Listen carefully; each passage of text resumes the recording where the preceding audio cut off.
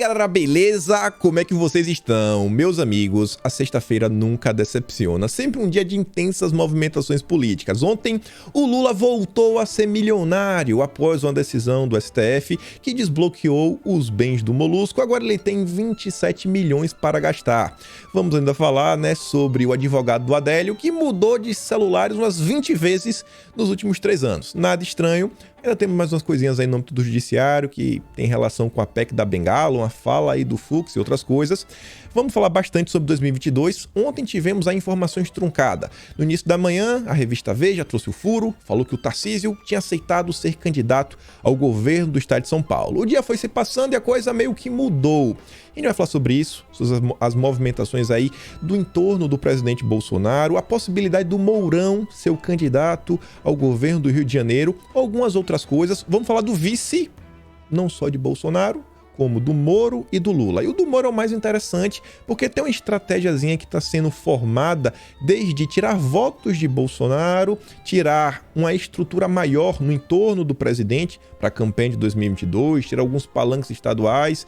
Inclusive aí também envolve, uma candidatura mais parruda por Moro e outras coisas bem interessantes. A imprensa também está trabalhando arduamente para tornar Moro o único candidato da terceira via e agora partiram com tudo para cima do Ciro Gomes, que inclusive o Moro trouxe um amigo do Ciro Gomes para o seu entorno. Umas coisas bem interessantes e óbvio. Ainda vamos falar do PT, de umas movimentações sobre o vice do Lula, que o PT está planejando no âmbito da Câmara, e ontem teve uma matéria na Folha de São Paulo que fala sobre o PT e o Foro de São Paulo. Sim, e não é uma matéria de elogio não, acredite se quiser. Mas vamos começar aqui falando do judiciário, questão que envolve o advogado do Adélio Bispo. Vejam só. Advogado de Adélio já trocou de celular mais de 20 vezes e diz que não teme a Polícia Federal. O advogado Zanoni Manuel de Oliveira Júnior, que defendeu Adélio Bispo, o autor da facada, revela que já trocou de celular mais de 20 vezes desde o episódio e diz não temer a retomada de investigações sobre o seu aparelho. Zanoni, no entanto, vai acionar o STF para tentar bloquear a devassa. Ela é uma agressão a todos os advogados do país. Em meu celular estão conversas com todos os meus clientes, que têm direito à confidencialidade. É uma cláusula absoluta da democracia, afirma. Tá vendo como são as coisas, né? Não pode descobrir quem teria, talvez, pagado pela defesa do Adélio Bispo. A matéria continua ele falando o seguinte, eu prometi para o meu cliente que eu não vou revelar quem pagou pelos meus honorários. E vou cumprir com minha promessa. Realmente assim, Você vê, existe um esforço para esconder, informações sobre o caso do Adélio. Imagine se isso aqui fosse com Lula, Imagine o caos que não estaria acontecendo no país. Na verdade, isso aqui, se fosse com Lula, já tinha sido resolvido ainda em 2018. Ainda em 2018. Mas como é com Bolsonaro, aí, obviamente, aí vem o direito do advogado, aí vem isso, e vem aquilo outro. Enfim. Questões aí que envolvem o judiciário, nem lembro se eu falei mais na introdução, memória tá ruim esses dias. Evangélicos cedem 8 jatinhos para senadores votarem em André Mendonça. Eu achei interessante essa notícia por um fato de você ver, a força que os evangélicos vêm tendo. E porque se fala tanto, Bolsonaro aí colocar um vice que agregue mais votos, que também assim, seja um vice de acordo com os evangélicos. A importância também de acenar, falar, a gente tá fechado aqui, vou fazer uma indicação do Mendonça, que é uma indicação que tenho certeza que agrada a vocês, o famoso terrivelmente evangélico. Eles conseguiram se organizar, vem fazendo algumas forças-tarefas nos últimos meses para tentar forçar o Alcolumbre a pautar a sabatina, fazer o trabalho dele. Isso aqui é importantíssimo, isso aqui é uma demonstração de força política. Temendo que a greve de pilotos e comissários prejudique André Mendonça, lideranças evangélicas mobilizaram ao menos 8 jatinhos e aeronaves de pequeno porte para transportar senadores a Brasília. Isso aí na próxima semana, que deve ser a sabatina do Mendonça. Segundo aliados de Mendonça, ouvidos pela coluna, as aeronaves foram disponibilizadas por empresários e pastores evangélicos que têm avião próprio. Os jatinhos serão distribuídos estrategicamente em 4 das 5 regiões do Brasil, sendo 2 em estados do Norte, 2 no Nordeste, 3 no Sudeste e 1 no Sul. Tudo para garantir que o Mendonça será aprovado. Eu fico muito feliz de ver os cristãos se organizando na política e conseguindo levar, né, os seus pleitos à frente. Isso daqui eu acho que é uma coisa que todos nós concordamos, né? Mas, porém, entretanto, todavia, o Alcolumbre falou que vai ser na próxima semana, ainda não definiu o dia e ainda não indicou o relator para a sabatina do Mendonça. A revista Veja diz: Alcolumbre já indicou relatores para 8 sabatinados, menos para Mendonça. E a gente fica se perguntando, será que realmente isso aí vai acontecer, a sabatina na próxima semana? Eu não trouxe aqui, mas uma matéria que eu creio ser interessante, que falou o seguinte, que avisaram para Aras que o Mendonça será aprovado. Naquela ideia que se o Mendonça perdesse, o Aras seria indicado para Bolsonaro. Então, quero acreditar que o Alcolumbre, né, vai fazer o seu papel, o seu trabalho, pautar a sabatina. Se o pessoal quiser derrotar o Mendonça no voto, derrubar no voto, que assim seja. Mas o que não dá é para ficarmos 4 meses parados esperando a boa vontade do Alcolumbre para pautar uma simples sabatina, para o STF voltar a ter 11 ministros. E falando neles, vejam só, a Bia fez aqui essa montagem em 2015, né? Previsão de aposentadoria dos ministros do STF e STJ é modificada com o PEC do 75. E aí, em vez de 70, a idade para aposentadoria passou para 75 anos. Em 2021, quando se discute agora a PEC da Bengala e reduzir de 75 para 70 anos, você recebe esse tipo de informação. Proposta que antecipa a aposentadoria de ministros do STF avança na Câmara. Se for aprovada, a PEC abrirá mais 2 vagas no STF para que Bolsonaro faça indicações. Eu não coloquei aqui a fala, mas o Fux, ele deu entrevista para a Globo falando que essa ideia de reduzir a idade claramente viola a harmonia entre os poderes. Você vê como são as coisas, né? Claramente viola a harmonia entre os poderes. O pessoal realmente gosta de estar no STF. A Bia diz o seguinte: o ministro do Supremo é o único cargo do funcionalismo público que não deseja se aposentar cedo. É gostar muito de trabalhar. Mas isso aqui eu realmente, assim, isso aqui não pode ser visto como uma piada. Gente, por ano, esse pessoal julga mais de, sei lá, 3, às vezes mais de 2 mil casos, é certeza. Alguns mais de 2 mil casos. A gente vê decisões sendo proferidas aos finais de semana. Eles realmente trabalham inúmeras horas. É gostar da caneta. A caneta tem um gosto bom, né? E a gente fica se perguntando, sabe, como é que as coisas funcionam. Enfim, eu não quero nem comentar muito sobre esse tema, né? Ontem tivemos a notícia que o Lulinha teve os bens desbloqueados. O Leandro Ruschel fala o seguinte, líder do maior escândalo de corrupção da história, não apenas solto, mas com bens disponíveis. Enquanto isso, opositores da esquerda são presos por crime de opinião. O processo granciano está completo. Como afirmou Dirceu, tomar o poder é muito diferente de ganhar eleições. E sobre essa situação, vamos aqui analisar um ponto do aspecto jurídico da coisa. O STF determinou o desbloqueio dos bens. O STF errou nesse ponto? Perguntei a alguns advogados, alguns juristas, e a resposta deles foi o seguinte. Deixa eu ler primeiro a matéria da Veja. Segunda turma do STF manda desbloquear bens de Lula. Essa decisão é baseada em outra do ministro Edson Fachin, que declarou a incompetência da Justiça Federal do Paraná nos processos contra o ex-presidente. Em março, que foi a decisão que tornou Lula elegível, Fachin declarou que os processos do sítio de Atibaia, do triplex no Guarujá, do Instituto Lula e suas respectivas doações deveriam ser remetidos à Justiça Federal no Distrito Federal e todas as sentenças proferidas até ali anuladas. Se as sentenças foram anuladas, a questão aí do bloqueio perde o objeto. Não é assim, o problema não é o desbloqueio.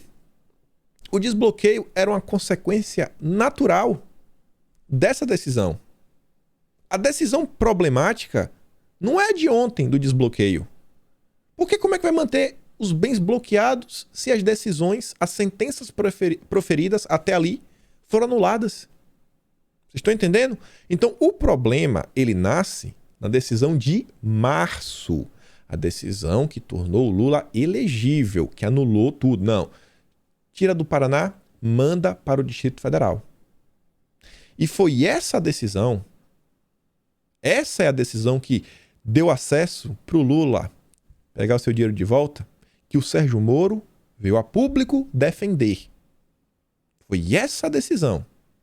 O que aconteceu ontem só foi consequência. Essa daqui é a principal decisão. Sabe, não é aquela que teve aí em junho, a única que o Moro criticou até o momento é a decisão de junho, que fala que o Moro é parcial. Não muda nada.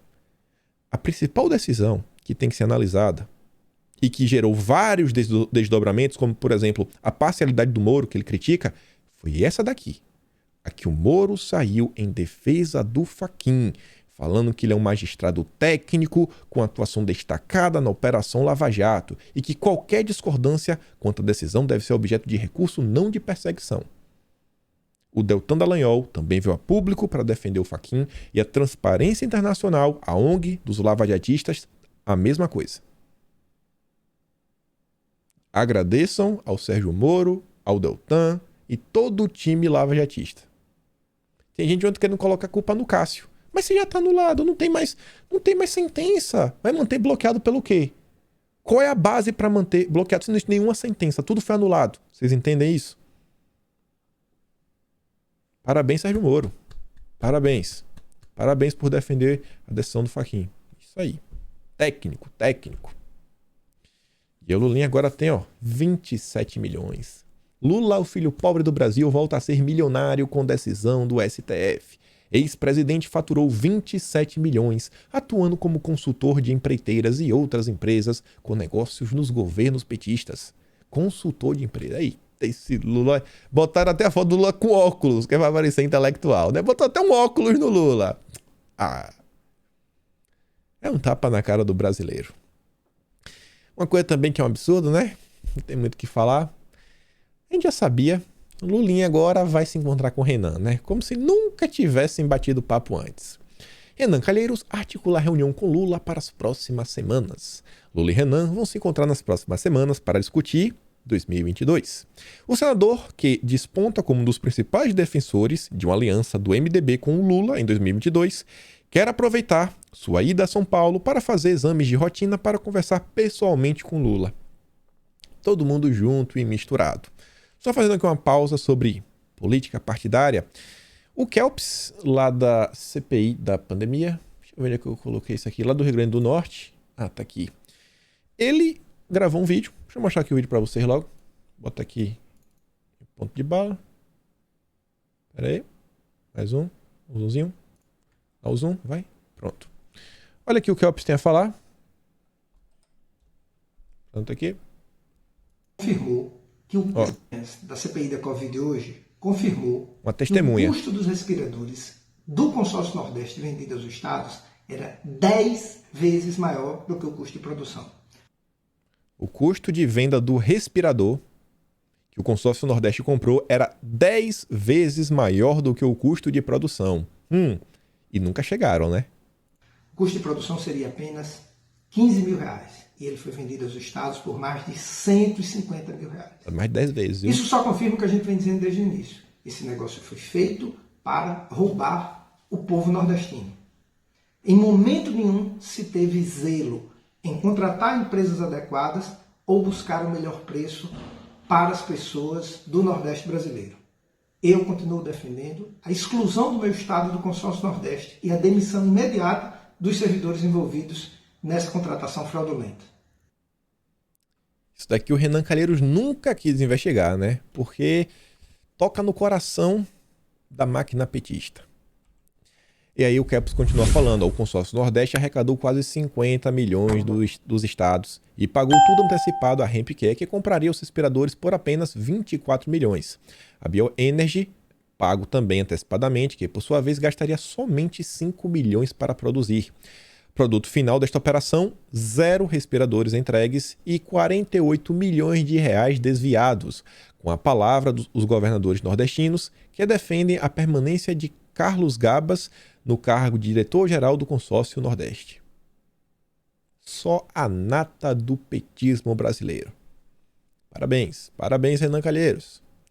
E aí, voltando a falar do Lula, a imprensa está se esforçando bastante, mas bastante, para tentar aliviar o lado do Lula pela sua fala, né, em relação à Nicarágua, que defendeu aí o Daniel Ortega, que ele prendeu opositores para vencer a eleição. É tipo aquela matéria do antagonista, sem Lula e sem Bolsonaro, o Moro vence. Foi o que acho que o antagonista se baseou na Nicarágua, né? O Daniel Ortega falou, pô, vou tirar os opositores, que aí eu venço. Enfim. Aí vem a CNN, chama um especialista, com certeza ligado ao petismo, para falar, na avaliação de Rafael Cortez, declarações do ex-presidente Lula comparando Daniel Ortega, da Nicarágua, com Angela Merkel, chanceler da Alemanha, foram exageradas e acabam por prejudicar a maneira como o debate político está acontecendo. Eles não conseguem recriminar o Lula, falar que o Lula flerta com ditaduras, flerta com autoritarismo. Não conseguem. Eles têm que trabalhar a favor do Lula, candidato do establishment, porque eles não conseguem ainda ver Sérgio Moro tomando tração. Se o Moro tomar tração, o Lula vai deixar de ser o queridinho. Olha aqui, veja. PT tenta consertar estrago de Lula. Embora tente afirmar que Lula não disse o que realmente disse na entrevista, é fato que o ex-presidente soltou uma frase infeliz. Foi uma frase infeliz. Oh, rapaz. Imaginem se fosse Bolsonaro. Pelo menos, né, o Lula deveria, pelo menos, pedir desculpas pela forma como colocou seus pensamentos. Você acha que o Lula vai pedir desculpa? Não, eles dobraram a aposta.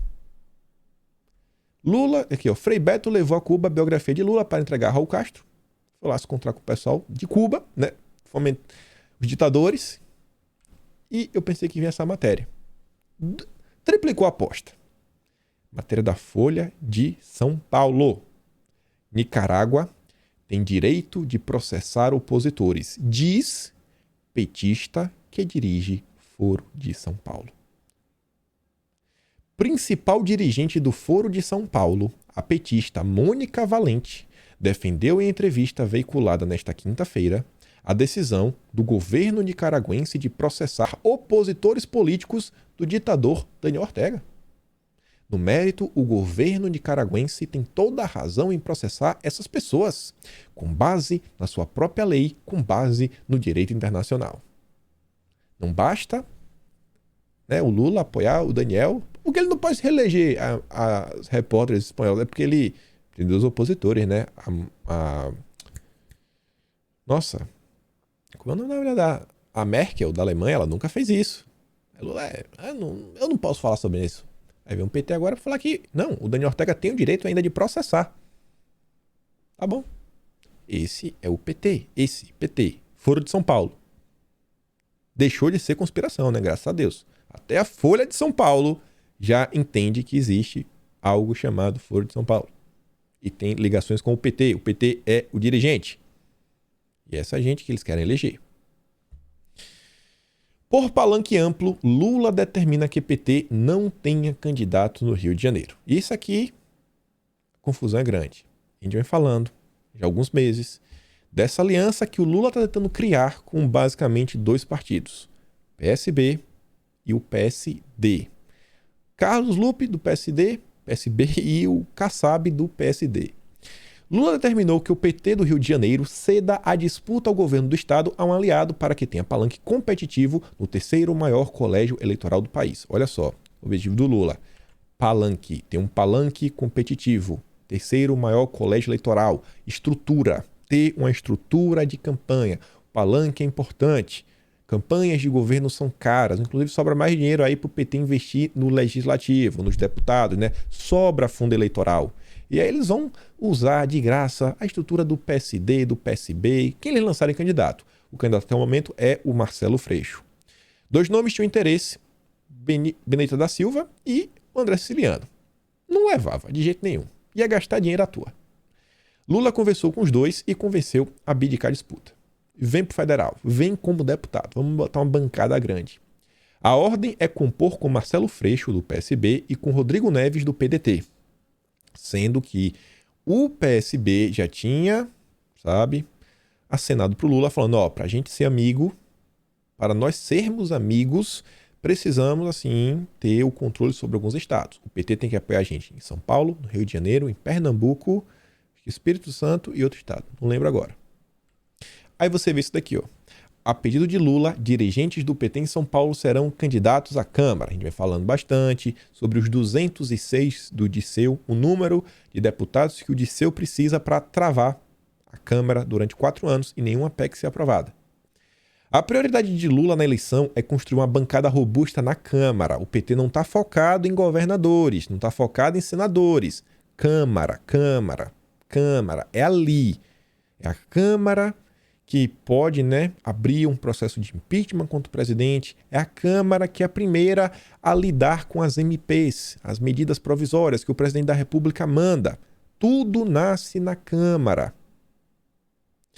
Já está certo que o ex-deputado Jean Willis concorrerá em São Paulo, enquanto o ator José de Abreu será candidato no Rio de Janeiro. O PT aposta que eles atuarão como puxadores de voto no pleito.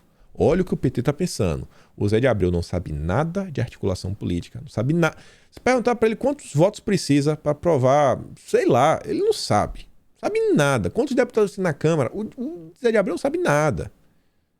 Mas puxador de voto. A gente vai falar de estrutura de campanha hoje, inclusive uma jogada que teve aí, que é uma matéria que saiu, não sei se é verdade ou falso, mas que o Tarcísio teria conversado com o Alckmin. Se isso aconteceu ou não, não sei, mas a matéria é interessante. Aí fala que o Gilmar Tatu e o Luiz Marinho, que são pessoas aí do diretório do PT de São Paulo, podem conseguir uma votação expressiva em redutos do PT em São Paulo e também trariam experiência para uma bancada que deverá contar com a presença de diversos neófitos, pessoas que acabaram de chegar. Então tem aí os caras que não servem para nada e os caras que sabem trabalhar. Eu acho que vocês, que são as pessoas que estão aqui consumindo informação assim, densa sobre política mesmo, tem que focar em eleger as pessoas que seriam o Gilmar Tatu e o Luiz Marinho da direita, Os políticos experientes, pessoas que estão aí, que vocês veem claramente que não só apenas uma pessoa que defende as pautas e tudo mais, mas que você vê que é um deputado da direita, realmente que tem os nossos valores, mas que ainda tem a experiência política. Porque a galera normal, o povão, vai acabar votando naqueles candidatos que imitam mais, sabe? Que tem mais engajamento nas redes sociais. Procurem os candidatos com maior desenvoltura política. E óbvio que são de direita, que têm os nossos valores. Como a chapa Lula-Alckmin esfria o romance do PT com o PSB. Geraldo Alckmin fez um estrago no namoro do PSB com o PT. Carlos Siqueira, eu falei Lupe, né? Lupe é do PDT. Siqueira, cacique nacional dos socialistas, teve uma conversa recente com Fernando Haddad, em que deixou claro: a Aliança Nacional só sai se o PSB tiver o apoio do PT em São Paulo e no Rio Grande do Sul. Ou seja, Haddad teria que desistir do Palácio dos Bandeirantes, do governo do estado de São Paulo, e apoiar o Márcio França. Como não há mínima chance do hegemonismo petista permitir tal movimento, o distanciamento entre PSB e PT já começou. Confusão. Falei, gente, tem que observar o estado de São Paulo vai ser decisivo para entender, assim, Brasil, a nível Brasil. A gente vai falar muita coisa hoje. Em tempo, é sempre bom lembrar que falta muito tempo para que essas ameaças e exigências resultem em atos concretos dos caciques partidários. Até março, muita água vai rolar, mas é sempre bom prestar atenção. Inclusive, Mourão falou que só decide em março. As contas de Geraldo Alckmin, olha só. Tá aí no entorno, em várias conversas. O principal critério do ex-governador Alckmin para definir a qual partido ele vai se filiar é se a legenda terá alianças que lhe garantam uma candidatura competitiva. Estrutura. O que seria isso? Ao governo do estado de São Paulo. A interlocutores, Alckmin tem dito, embora lidere as pesquisas de intenção de voto, que poderia desidratar ao longo da campanha se lhe faltar tempo de TV, principalmente apoio de prefeitos nas cidades paulistas. Olha, peraí. O Alckmin quer apoio de prefeitos, porque os prefeitos têm sua base, aí tem os vereadores, tem as secretarias, e pode usar toda essa força da máquina para tentar angariar votos. A mesma coisa que o PT também está buscando. Diante do cenário, o pior e mais provável, repita-se neste momento, é mais improvável, garante aliados ao bastidor, aumenta a possibilidade de seu embarque no PSB, numa configuração que ele coloca como vice do Lula, Márcio França, candidato ao Senado, e Haddad na disputa ao governo do Estado. Para PSB e PT, cujos integrantes vêm de aliança como iminente, a configuração é ótima. Junto com a vice-presidência, o PSB arrastaria o PT para apoiá-lo em 5 estados, entre os quais Pernambuco, onde Marília Reis seria novamente candidata, e Rio de Janeiro com Marcelo Freixo, e os petistas topariam. Para o PT, além de ter um nome de centro na vice de Lula, que tem dito coisas que o constrange até petistas, a legenda tiraria seu principal concorrente na disputa ao governo de São Paulo. Alckmin ainda é o principal nome para levar, pelo menos o que apontam as pesquisas. Alckmin, diz alguns petistas, poderia agregar votos perdidos para o antipetismo. E Alckmin faz o seguinte conto. A conta de Alckmin é a seguinte: das 645 prefeituras do estado, o PSDB tem cerca de 160, somadas PL, União Brasil e Podemos, que estão certos com Rodrigo Garcia, candidato tucano ao Palácio dos Bandeirantes. O número de prefeitos chega a quase 300.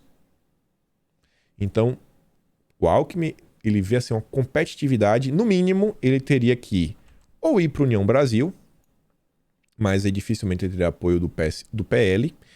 E se o Alckmin vai para a União Brasil, o Moro aí com certeza iria querer conversar com o Alckmin, porque o Moro já está conversando com a União Brasil, e aí podia ter o apoio do Podemos, mais alguns grupos, e tentar aí desses 300, tem uns 120 para o Alckmin, prefeituras, é voto.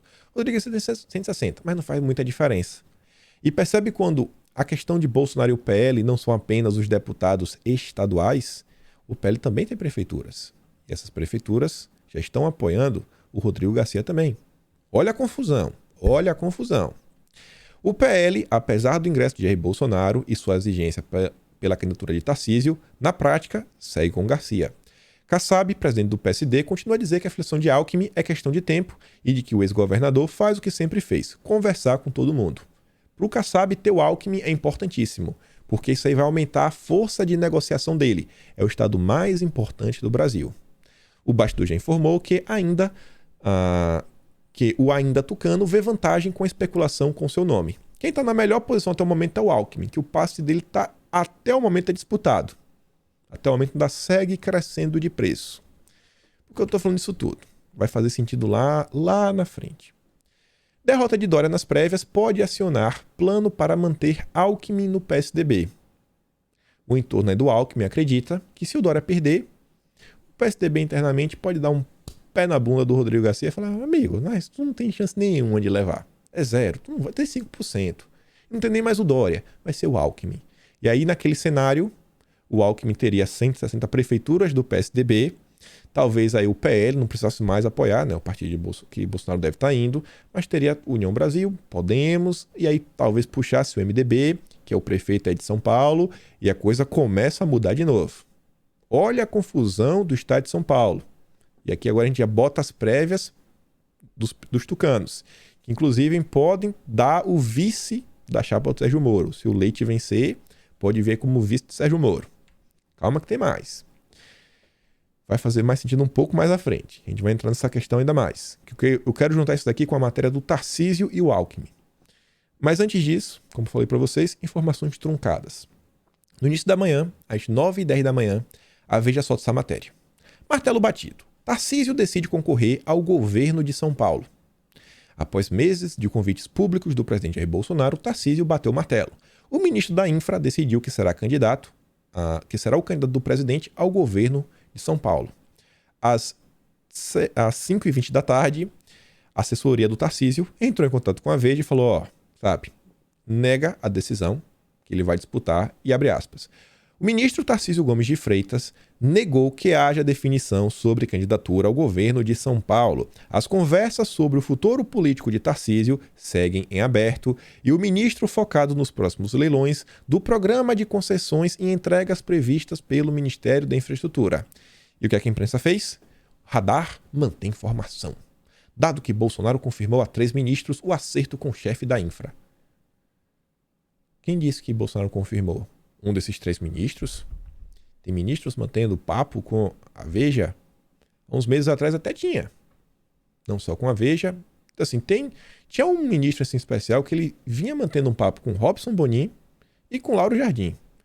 E até para Vera Magalhães vazou algumas coisas. Na época, assim, ficou claramente comprovado porque teve 2 grandes eventos, que foram os discursos de Bolsonaro, né, na TV.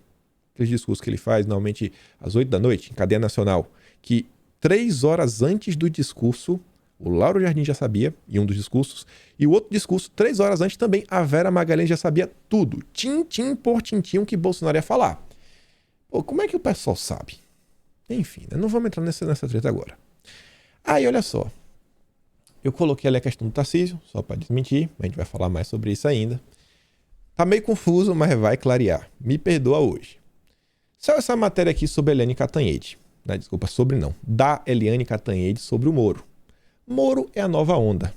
O Leandro Russo percebeu uma coisa importante. Cantanhede é uma das militantes de redação mais alinhadas ao establishment político brasileiro. Sua militância por Moro é reveladora. Ela está do lado do establishment. Não importa quem o establishment apoia, ela vai apoiar quem o establishment está apoiando. E na matéria dela, ela fala o seguinte, ó, tudo conspira a favor de Moro. Crise dos tucanos, filiação de Santos Cruz e renúncia de Mandetta. Já está levantando a bola do Moro. Essa renúncia do Mandetta não é bem assim, não. Ela está tentando dar esse ar sobre a candidatura do Moro que está ganhando corpo. Calma, calma, mulher, calma. Tudo vem favorecendo o Moro, sabe? Santos Cruz, blá, blá, blá. Aí você vê, ó, a desistência de Luiz Henrique Mandetta é uma questão de tempo e abre as portas do União Brasil para o Moro. União Brasil, União Brasil. Grava isso. Ciro Gomes parou de falar e ninguém mais fala nele, que pode ter perdido o 3º lugar para Moro. Ela fez questão de falar que ninguém mais fala de Ciro Gomes. Perdeu. Desapareceu. Aí eu quero relembrar vocês dessa matéria aqui do Matheus Leitão, que a gente está falando dela já no 3º dia seguido, que ele fala que o Pacheco atrapalha a terceira via e ajuda o Bolsonaro e o Lula. Que a única pessoa, né, que tem chance é o Moro. Com exceção do Moro, que tem 11%, os outros não têm nenhuma chance. Ou seja, eles precisam desistir. E já começa falando, junto com Ciro Gomes, Dória e Mandetta. Mandetta desistiu. Então, Pacheco, desista. Ciro Gomes, desista. O candidato é o Moro. O candidato da Rede Globo. Aí você vê outra matéria. Também do Estadão. Terceira via para 2022 tende a ser de ex-bolsonaristas. Lê análise. Terceira via não tem espaço para a esquerda. Já está no primeiro parágrafo. Ó. Há apenas uma vaga disponível no segundo turno das eleições presidenciais. E ela não está aberta para a esquerda. Porque a da esquerda é do Lula. Ou seja, não tem espaço para o Ciro Gomes. Moro que larga a frente nesse grupo. Ó, Moro larga a frente. Moro tem mais chances. Esqueçam. Desistam. Parem de atrapalhar o Moro. E depois vem, ó, Ciro Gomes foi o primeiro a perceber que a vaga aberta no segundo turno estará no campo da direita, não da esquerda. Por isso calibrou sua campanha para a centro-direita, mas é difícil imaginar que isso baste para convencer o eleitorado mais conservador. Ciro Gomes, você não tem chance. Desista, Ciro Gomes. Desista.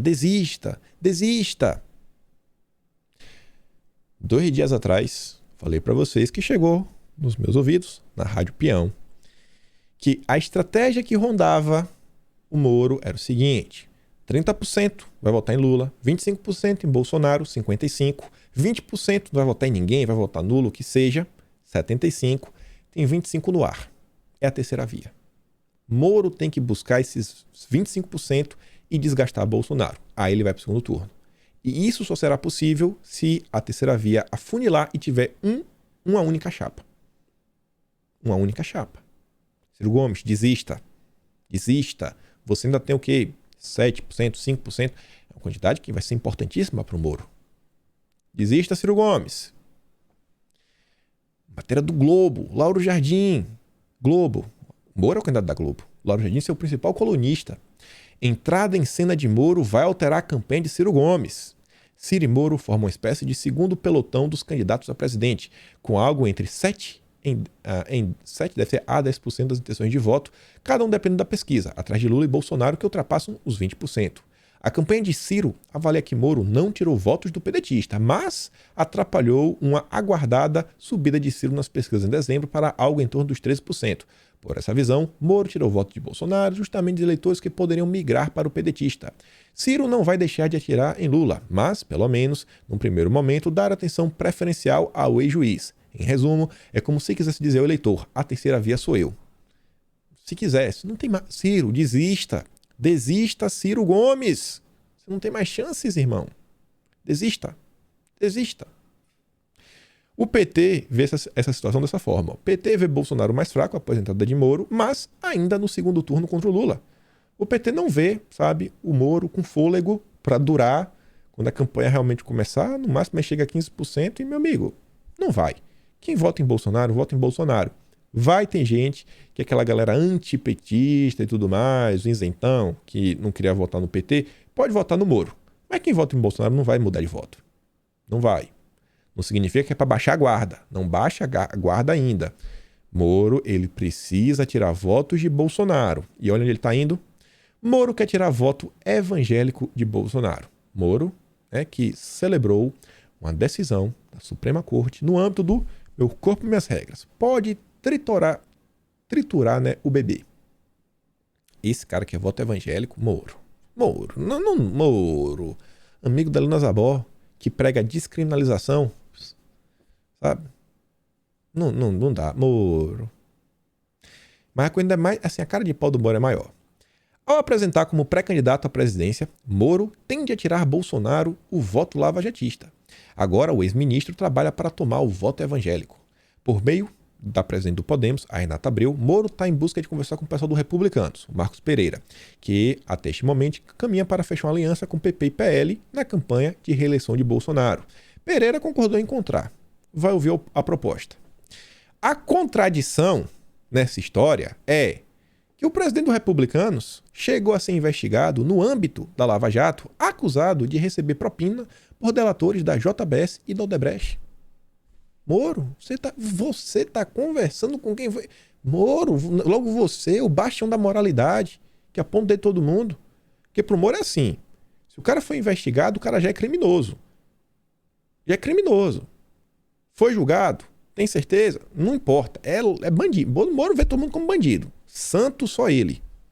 Pra você, o Moro. Cara de pau. Cara de pau. Meu Deus do céu.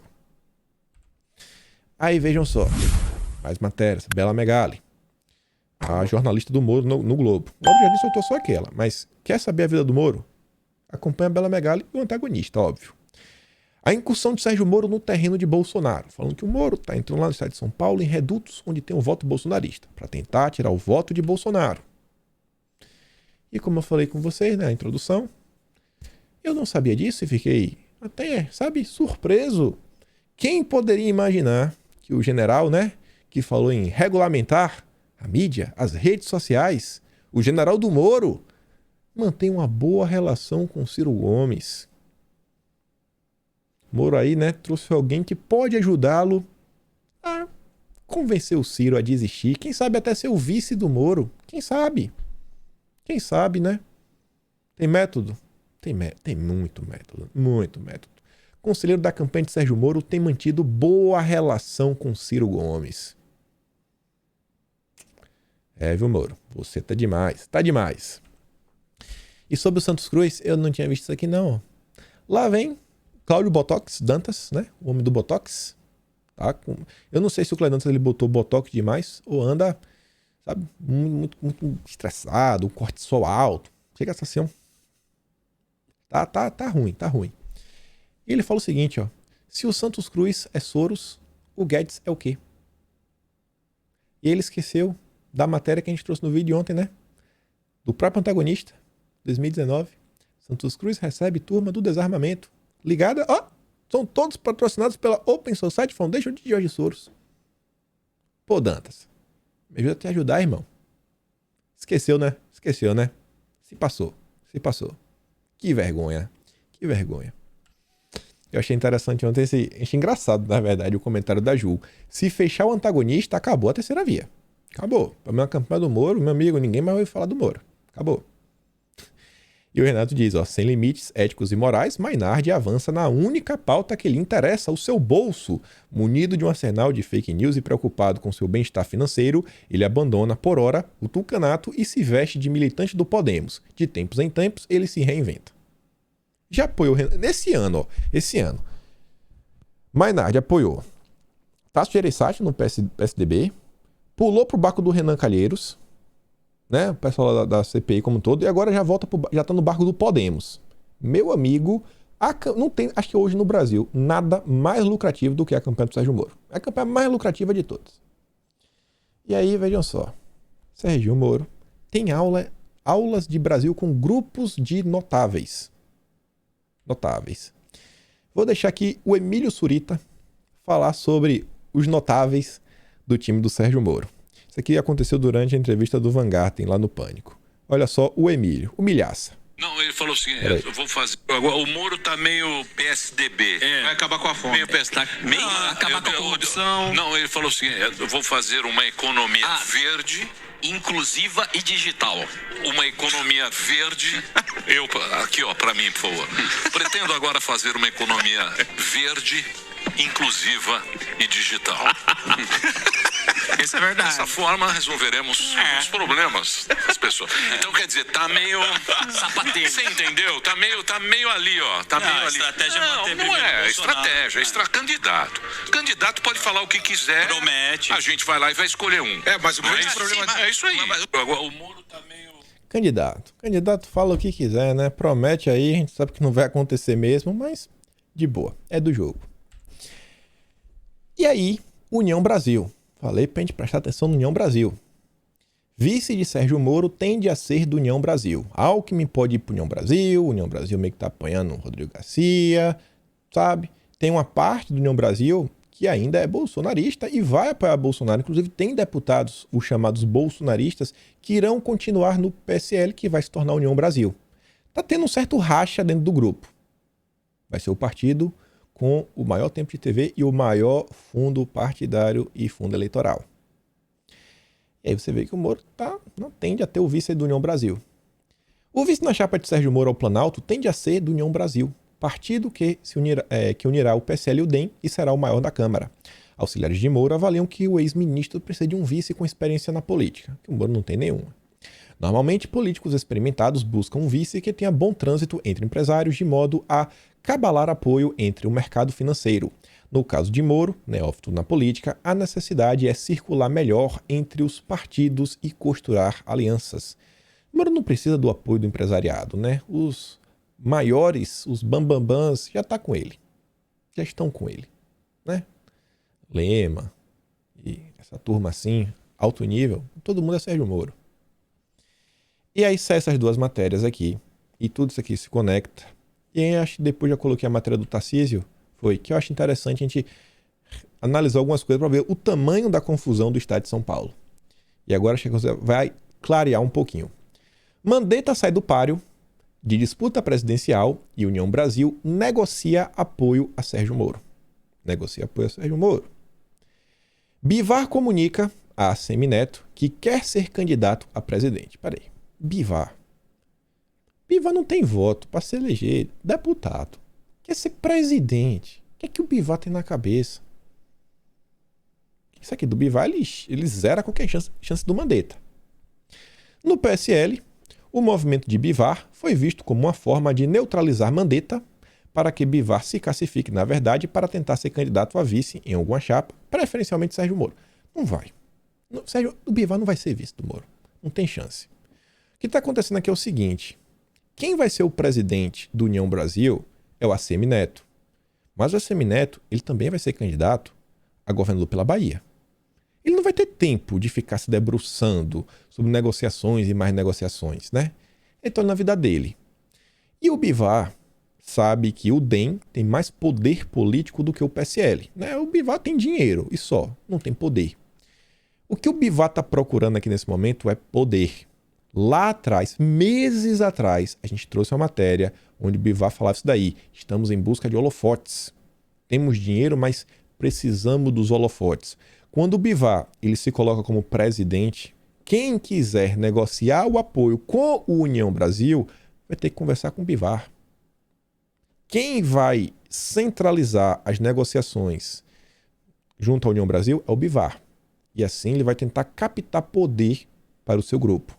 Essa é a jogada. E a União Brasil é um grupo importante. E o Bivar, até o momento, vai se mostrar do neutro. Não foi uma pessoa que mantinha muitos conflitos com Bolsonaro. Os maiores conflitos são o Julian Lemos, Daine Pimentel, o Josi Halsemann, o delegado Valdir e... qual era o outro? Francisquini? Francisquini. O Francisquini mantinha problema, mas acho que tinha outro mais problemático também. Enfim, esses 5, aquela do PSL.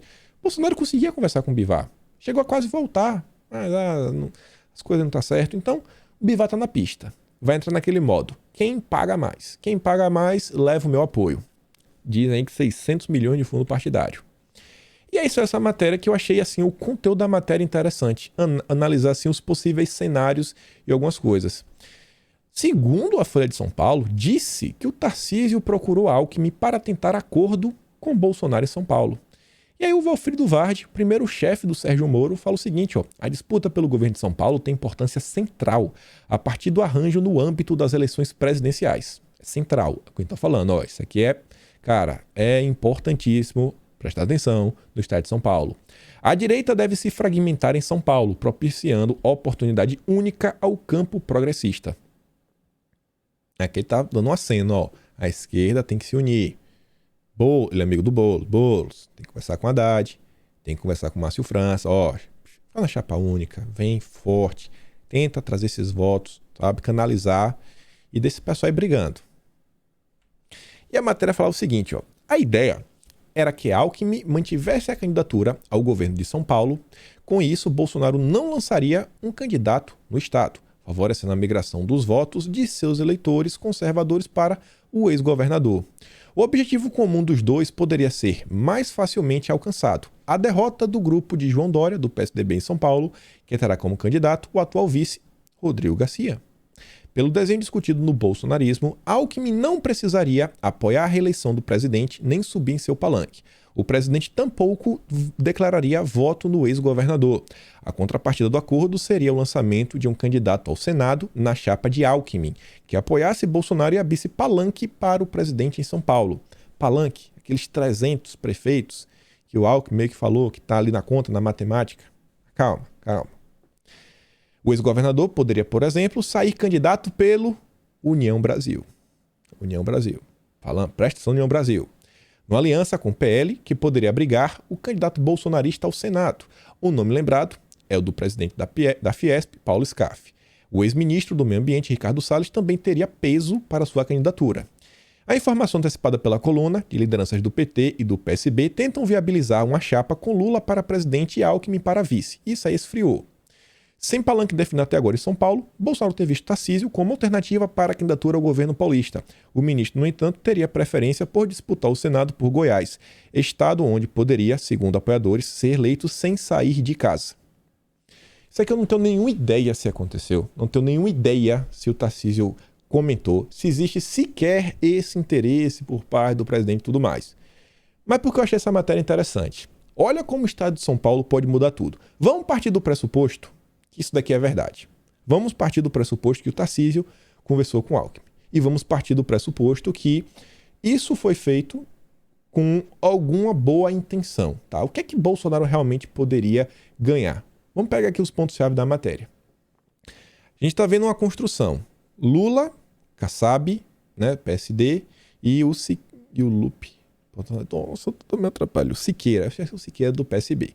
PSB, PT, PSD. Se Bolsonaro conversa com Alckmin e até o ponto assim, eu não te apoio, tu não me apoia meu candidato ao Senado, não vai ter como o Alckmin apoiar o Lula. Melou os planos do Kassab. Melou os planos do Lula. Melou. Sabe? Não tem como o Kassab ir para PSB ou PSD. Zero chances. Não tem como. Porque o cara tá apoiando o Bolsonaro.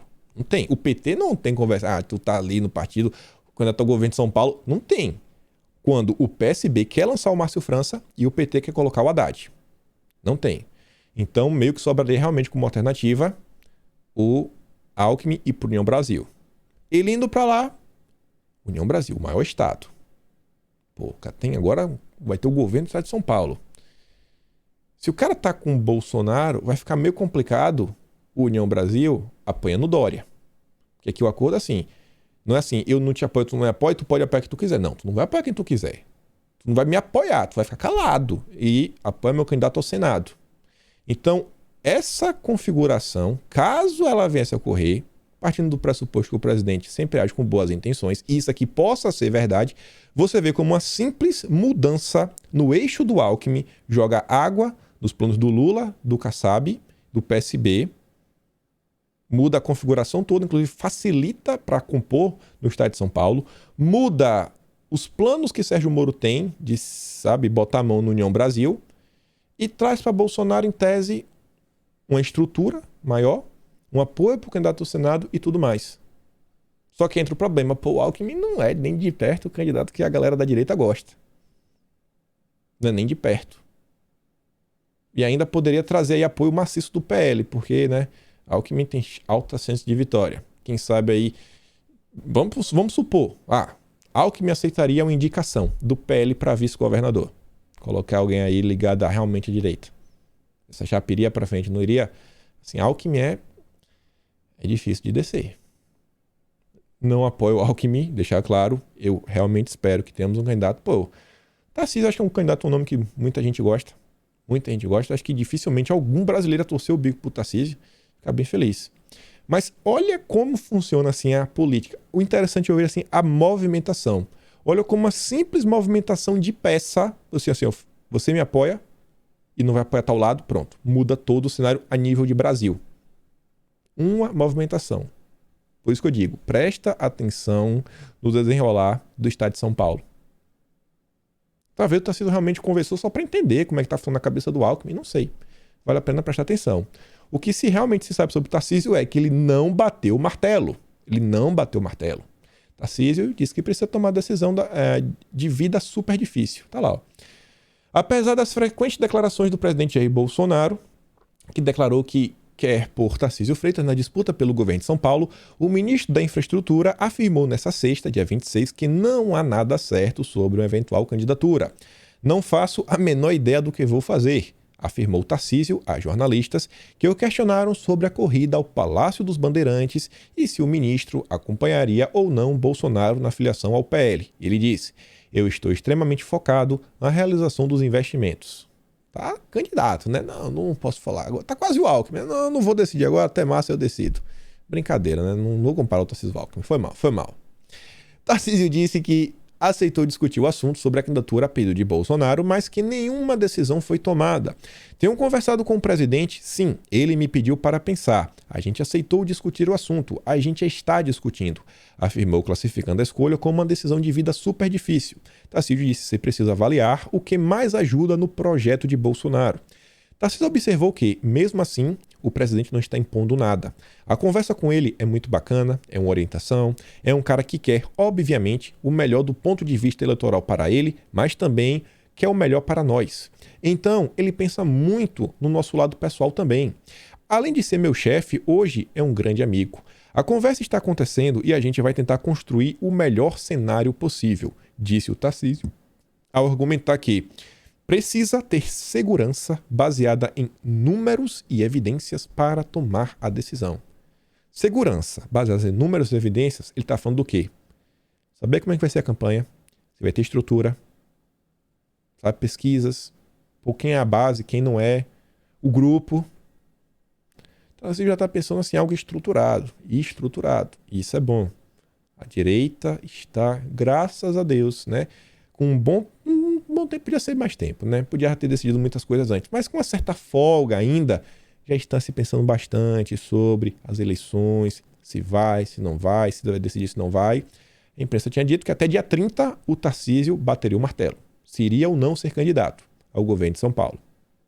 Olha a confusão. Nossa. O Salles segue aqui compartilhando matéria sem escrever nada. Traz aqui só a manchete. Bolsonaro quer chapa com Tarcísio para governador de São Paulo e Salles para o Senado. Creio que também é um nome que, acho que a maioria apoia, né? O Salles para o Senado. Acho que a maioria apoia. Não gosto do Salles. Tá, acho que a maioria apoia. Acho que não seria nada mal o nome. Se leva. também são outros 500. Se o Datena vir como senador, vem muito forte, muito forte. E eu acho que o Salles também sabe disso, mas tá aí, né, circulando o nome dele. Circulando o nome, e acho que se a missão for dada, ele deve abraçar também. Outro que deve decidir o seu futuro, em breve, em alguns meses, tá igual o Tarcísio. Até o momento não decidi nada. Mourão. Mourão e governador do Rio de Janeiro se reúnem em busca de aliança para 2022. Mourão teve aí com Cláudio Castro, uma reunião na casa do Paulo Fernando Marcondes Ferraz, em Copacabana, um amigo do Mourão. E aí o Mourão falou pro Castro que só definirá o seu destino em março. Até em março, velho, tá em aberto. Mas disse textualmente ao governador: seremos aliados, vamos seguir juntos. Em nenhum momento Mourão disse se seria ou não candidato ao governo ou ao Senado. Castro, como se sabe, é candidato declarado à reeleição e já está em campanha. Mas ficou claro na conversa que o objetivo da direita é se aliar nas eleições majoritárias do Rio em 2022. A frente ampla da direita, para combater a frente ampla petista. Isso também é bom. Mas eu prefiro o Mourão do que o Castro. Cúpula militar apoia a candidatura de Mourão ao governo do Rio de Janeiro. A cúpula das Forças Armadas apoia a candidatura do vice-presidente Hamilton Mourão ao governo do Rio de Janeiro. Olha como a candidatura do Mourão vem ganhando corpo. Um apoio aqui, um apoio acolá. Era só boato, já está começando agora a tomar corpo. Eu acho que o Mourão seria um bom nome aí, mas também poderia ser um bom nome para ser vice de Bolsonaro. Deixa eu ver o que vem depois. Vamos ver se eu mostro isso aqui. Já falou outra coisa, mas vamos aqui primeiro. Olha só. Um assunto que a gente também vem comentando. Questão de cargo ou alguma coisa assim, se afastou. Você falou que precisava de um time. Você acha que ainda a direita vai se unir ou a direita é isso mesmo? É o próprio interesse e a questão da ideologia é só para ganhar voto? Aqui tem um expert de ideologia e eu torço para que a direita amadureça, a direita identifique as pautas prioritárias. Tem uma delas que é completamente fundamental. É o vice do presidente para 22. O presidente não poderá se reeleger uma vez reeleito. Quem será o vice?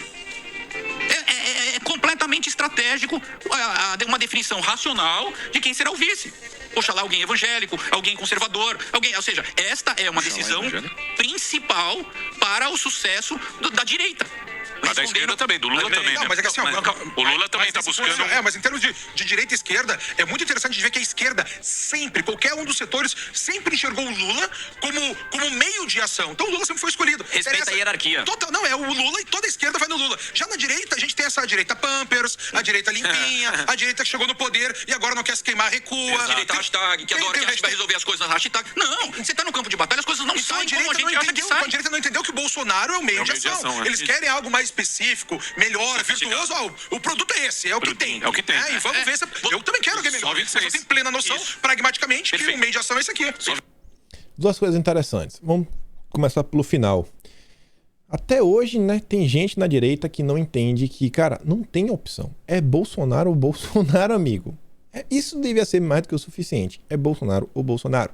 Para de encher o saco, sabe? Vamos focar em vencer em 2022. E o segundo ponto. Percebe que o que a gente vinha comentando até em vídeo e tudo mais, a questão da escolha do vice. O Van Garten comentou basicamente a mesma coisa lá no Pânico. Eu quero falar com isso daí. Você vê assim, né? O eleitor, o povão, a gente não tem muito poder. A gente compartilha informações, compartilha notícias e tenta converter votos. Ao pé do tempo é o que a gente pode fazer. Vez ou outra aparece alguma oportunidade.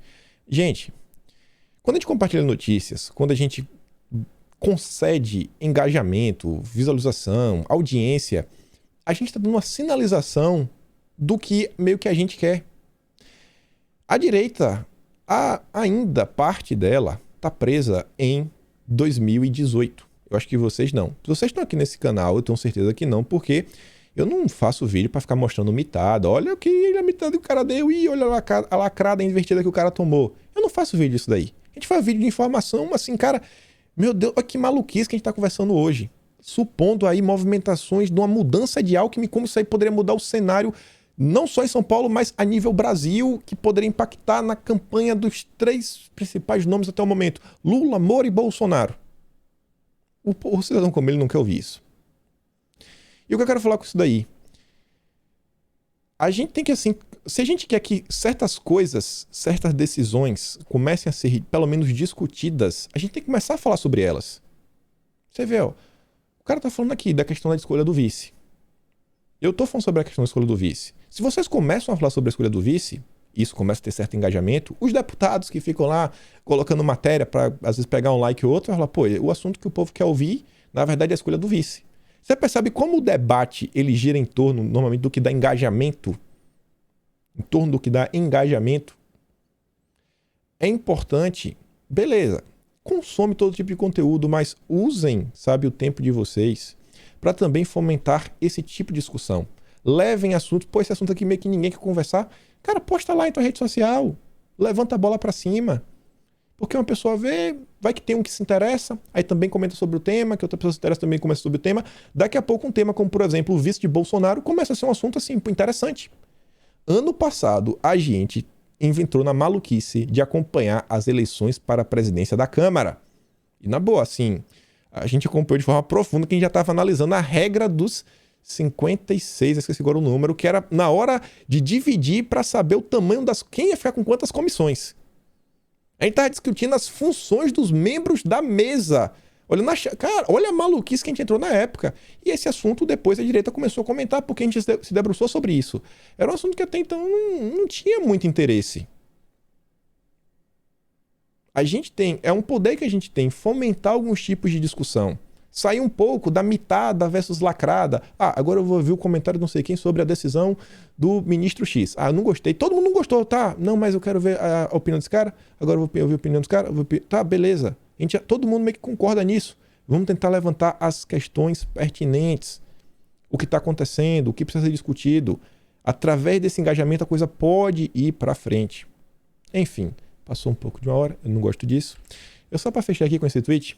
Paulo Eduardo Martins fala o seguinte, ó, a Argentina proíbe vendas de passagem e hospedagem no exterior parceladas no cartão de crédito.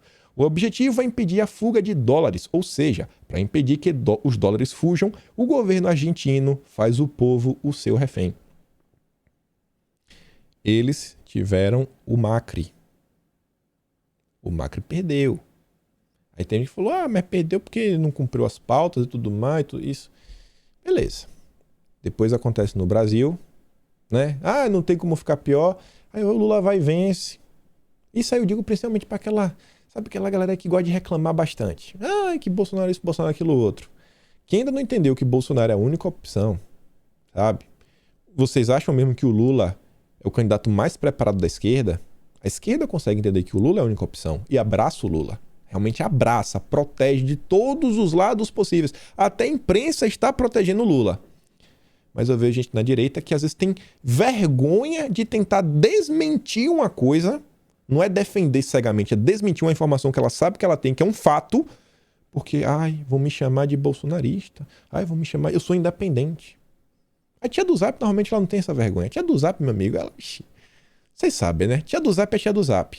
Mas sempre tem aquele cara, não, que eu sou independente, eu sou tal, critico quando tem que ser criticado e tudo mais. Só tem Bolsonaro, irmão. Tá aí. E eu já disse e repito, não contem comigo para eleger o Lula. Com isso ficamos por aqui. Aquele grande beijo, abraço. Lembra de compartilhar. Compartilha esse vídeo, compartilha. Não sei se dá para chegar ainda a 500 mil até o final do ano de inscritos, mas quem sabe, né? Conto com a ajuda de vocês. A gente se vê amanhã. Aquele grande beijo, abraço, tamo junto e valeu. Fui, galera. Valeu.